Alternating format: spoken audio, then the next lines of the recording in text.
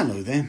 I thought in this quiet spot before this evening's inner light meditation begins, that I'd just kind of just share a few thoughts that I can muster around this apparent scandal of Prince Harry and his wife Meghan, and all the kind of hoo-ha that appears to be kind of launching from the media, because I don't think that them finding space, etc., is scandalous at all.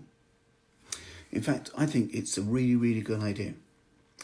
I'll explain a bit. You might know that I spent a lot of my life helping people, doing my best to kind of, be as compassionate as I can, as helpful as I can to as many people as I can. And I'm just going to adjust the light here a second. Hold on. There, that's a bit better. And so, not so much in the shadows now. Yeah, and one of the reasons that I do what I do is of the kind of the unyielding emotion of my childhood. My mum became ill, as you probably know, when I was 10. She had a series of heart attacks and strokes, and I think it was heart attack number 3. She had a stroke at the same time when I was 10 years old. And she had progressive kind of heart attacks and strokes over the next 9 years and died when I was 19. And one of the, apart from fear and horror and all the rest that goes with it, and a kind of one of the strong emotions all the time was inadequacy. I couldn't do anything. I used to get up in the morning and blanket bath my mum. So my waking up thing when I was 11 years old is that I'd get myself up for school. So I'd wake up in time. I had to kind of go in the bathroom, I'd wash and brush my teeth and things and put my clothes on, and then I'd go downstairs. And my mum, my mum and dad put the bed downstairs because my mum couldn't get upstairs anymore. So the living room became like their bedroom with a TV in it, So it was a living room come bedroom. And bedsit, I guess. And so my dad was already at work. He'd leave for work at 5:30 because he'd work from 6 till 2, that shift. And then he'd immediately do 2 till 10, that shift. So he was doing 16 hours a day, to make up for the loss of my mum's income. And so I would be the carer, if you like. So I'd wake my mum up and blanket bath her, which is tricky for an 11-year-old to do with his mum. And then I'd have to swing her out of the bed onto a commode. A commode is like a little wooden chair that's got a potty in it, right? So you take the lid off, and that's unsavoury. But then I'd have to get my mum to sit in this thing, and I'd be really tiny, kind of holding onto her arms, and she'd be swinging like this. And if she falls, she'd crack her head open, so you've got to kind of keep the balance, get out of the bed, and then somehow direct her onto this chair without it wobbling, because whatever's there might spill, tricky thing. And then, of course, helping her clean. And then I'd kind of administer these like high powerful drugs, phenobarbitons and what was it called? Phenobarbital, there were tunal things and other stuff like that, Valiums, whatever they were. There's a cocktail of them, about 6 or 7 things. And then I'd make her some breakfast, and then I'd make me some breakfast, and I'd make her a pot of tea and go off to school. And then I'd come home lunchtime, and if she's tried to walk again, I'd pick her up. Sometimes she'd crack her head open, so I'd call the ambulance, call my dad, wait until one of them arrives, and then go back to school again, and then come home and then do all the same kind of thing in the evening, only have a go at making dinner as well. So cooking on a cooker like this. And then amongst all of that, there was this constant sense of inadequacy. Couldn't do anything. My mum would sometimes smack her head in desperation, saying it's this, complaining about her brain. And she'd continue smoking all the time. And the health risks weren't as consciously known, certainly not to me at the time. If I'd known, I'd have tried to get her to stop, but I didn't know how. I didn't even know if it was a problem.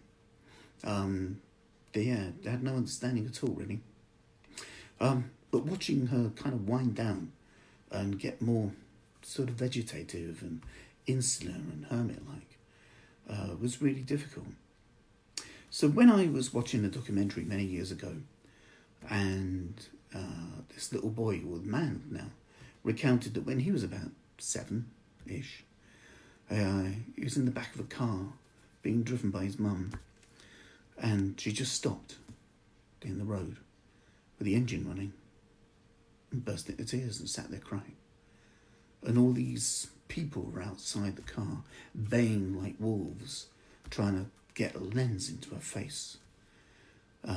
It used to be reported that photographers would spit in Princess Diana's face to get a reaction, right? And then that look, click, as the fortune cookie, the magic shot. But what a way to get it. Could you imagine being in proximity of a woman so beautiful who's screaming at you to go away, and you spit in her face just so you can get a photograph and get a few quid? What a thing to do. What kind of people would do that? Desperate people, uncouth people, unpleasant people, savage people, hungry people. Whatever your opinion, or wherever they were, that was the kind of scenario that was going on every day. So then they chase her into a tunnel and she dies. And the lad has to grow up without his mum, but always knowing that the people on the other side of those lenses were doing what they were doing. Not just the tunnel part of it, but everything that built up to that. Right. Now, he's been out in the war zone. He's a very defensive person, naturally, right? He's been taught to fight. And so then when he falls in love and he has his first child, he starts to see the people on the other side of the lenses doing the same thing to his wife that was done to his mum. What do you think he's going to do? Say, yes, fine, it's just the tabloids, don't worry about it? No. He's going to think, how do I stop this? I can't use the law because apparently it's legal for them to do that, right? It's okay to be offensive. There's no law against being crass. There's no law against being rude, right? You can be as rude as you like. As long as you're not inciting violence, it's fine, right? You can say horrible things about anyone, it's fine, because it's just your opinion and there's free speech. So long as you're not inciting hatred, it's fine, right? But for that young boy, it isn't fine, because of where it goes, when it becomes more extreme. So the only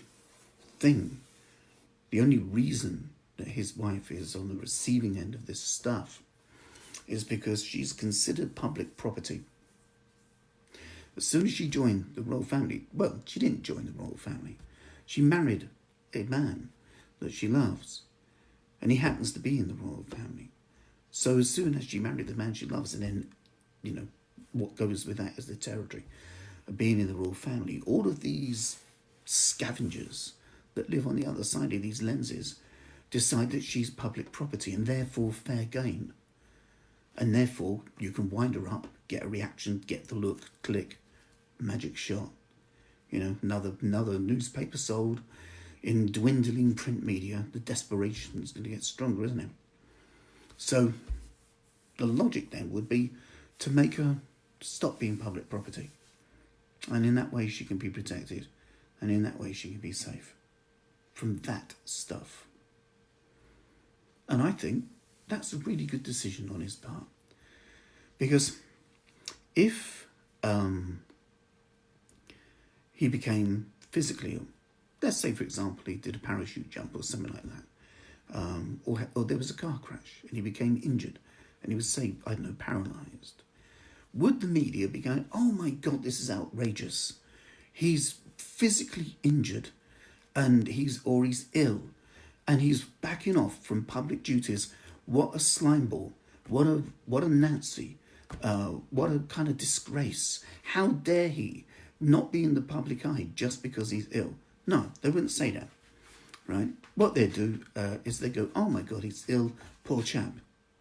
Because he's physically ill. It's something they can see with their eye, right? But this in here is an organ. I know because of Descartes, people think of head and heart as different, but they're not, right? People say that you're either a head person or a heart person. That's not the case, right? Because this is an organ, just like your spleen or your kidneys or your bladder or your heart or your lungs. It's inside your skin, right? So just because you think things, it doesn't mean to say it's not physical. All thoughts are embodied. Every thought is the emergent function of neural activity and biochemical exchanges that take place in this packed box of neurons in here with all of their millions of neural connections.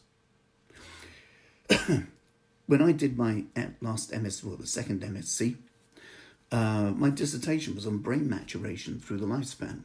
Right? So I was reading this stuff and how emotional content, the stuff that flows around you when you're growing up, catches your stimulus, Bright lights will catch your eye, sounds will catch your ear, emotions catch your heart. But it all goes on in here in order for how your nervous system's kind of percepts of these things are then converted into concepts of meaning. And for that to happen, that must mean that neural pathways are stimulated. And those neural pathways change the physical architecture of your brain. Right? I do talking therapy, but I'm also doing neural engineering at the same time. I'm doing that now with you because you're listening and you're watching. So I'm stimulating your nervous system right now. If you're shouting at me, I can't hear you, so you're not stimulating mine at the moment, but the thought of you is stimulating mine. All right? So,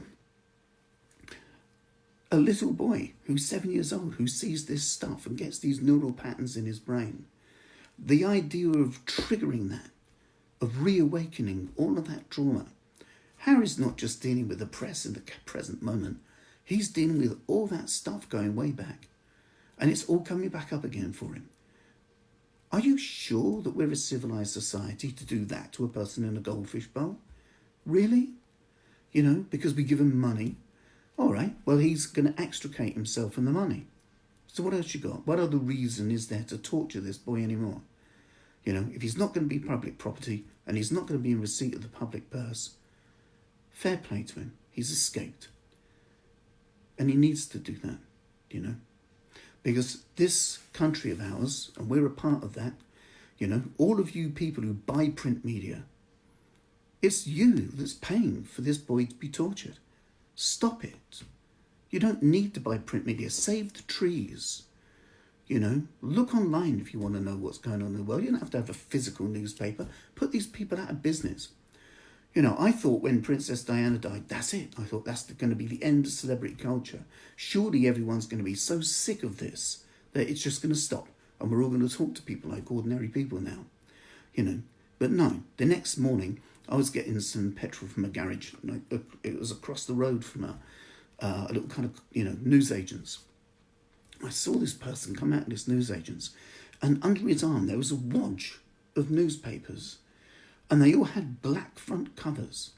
This guy had gone into a newsagent's, purchased these paper documents that had been reporting on a princess being hounded to death by journalists.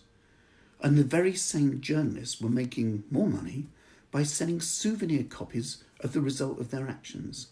And the public were buying it. Isn't that just crazy? So if you want to give these people a break and do something compassionate for 2020 right at the start, you can help your friends, you can do something nice for yourself, and also you can do something for a complete stranger. Stop buying print media right now and never buy another newspaper or glossy kind of celebrity magazine again in your life. Because when these people are exhausted of revenue, they'll have to do something decent, like maybe report facts or, tell us about intelligent things, instead of just ripping people's lives to shred for a circus entertainment. I know we used to do bear baiting about 600 years ago, maybe 700 years ago, and what we used to do to kind of disable people in taverns was terrible. But maybe we don't have to kind of stun the village idiot and throw tomatoes at him anymore, because that's what it's like, just like medieval fare, Except I don't think someone with such a mental health issue is really fair game. Do you? Is that fair play? Is that the part of the British spirit? Well, anyway, I've got to get ready for a very deep meditation of light and healing and love and compassion. So I just thought I'd see if I could say something that might spark such a feeling in you. Not for yourself, but for an individual you've never met. Because you can actually do something to stop another person's pain. Wouldn't that be nice? If we can't do it for Millie Dowler, then at least do it for this one. I haven't bought a newspaper since Millie Dowler. Not one. And I didn't stop at a princess. I changed. I was already kind of reading, I don't know. I used to read the Times and things, and I switched to the Independent, and then I just stopped completely. So we can participate in changing our own culture and encouraging our own culture to become compassionate to those we love, to ourselves, and to strangers too, if we want. Yeah, right. I wanted to say something about all that, and I'm glad I have. Thank you. I have no idea what you think about this at all, but write a comment or something like that, and I'll catch you soon. All right, next time with a song. All right, yeah, I just feel like it's just like watching someone being tortured, and it's just too much to keep quiet about for me. I'll see you later. Maybe it's triggering some things in me as well. That inadequacy of not being able to stop someone you love from kind of, being so hurt. But to then have people replicate it. And for those people to be us. See you soon. Take care. Bye.